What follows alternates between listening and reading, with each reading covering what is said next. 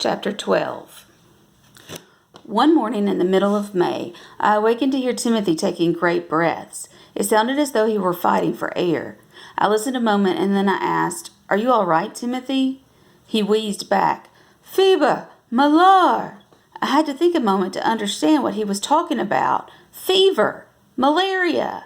I reached over to touch him. His forehead was burning hot, his breath coming in big harsh sighs. He said, "I got malar again, Philip. 'Twill go away, but fetch some water." When I had had fever at Virginia and at Scarlett, my mother had given me aspirin and then put cold cloths on my head. But we had no aspirin on the quay, of course, and the water was always warm. I poured some water from the keg and gave it to him. He gulped it and then fell back on the mat. For a while I listened to his heavy breathing, and then ripped a piece of cloth from what was left of my shirt, dampened it with water, and placed it on his forehead.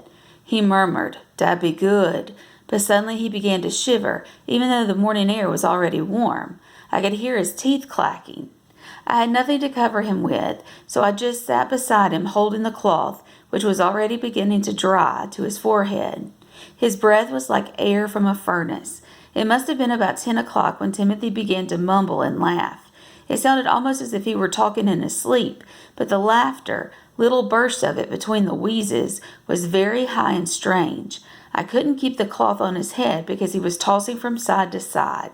I talked to him constantly, but he didn't even seem to know I was there. Once he got up but fell back down to the mat, and I told him to stay very still.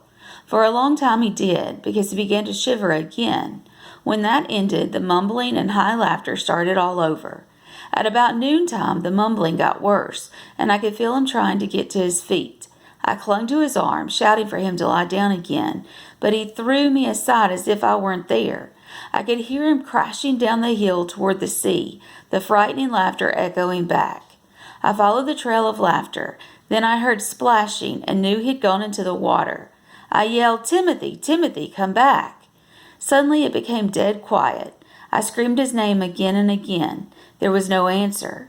I reached the beach and waded out to my knees, then began to move slowly along, trying to keep on a line with the beach.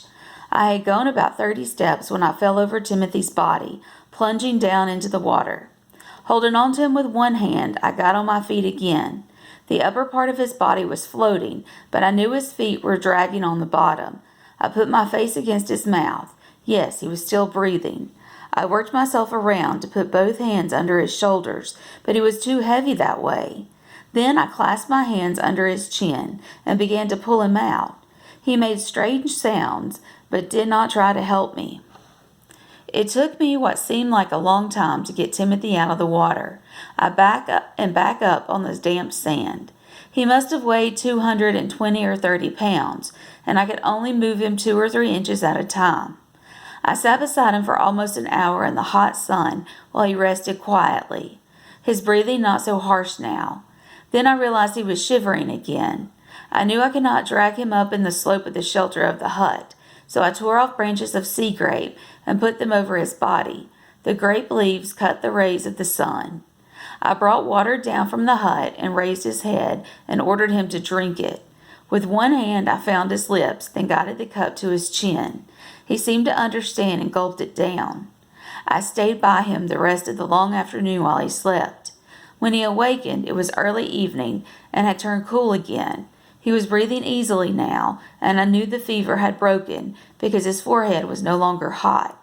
Sitting up, he said weakly, "How did I get down here?" I told him he'd run down the hill. "Dat devil de fever," Timothy sighed. I said, "You went into the water. You scared me, Timothy." "Dat be true," he said. "My head burned with fire, and I put it out." I helped him to his feet, and we went up the hill together, Timothy leaning on me for support for the first time. He never really regained his strength.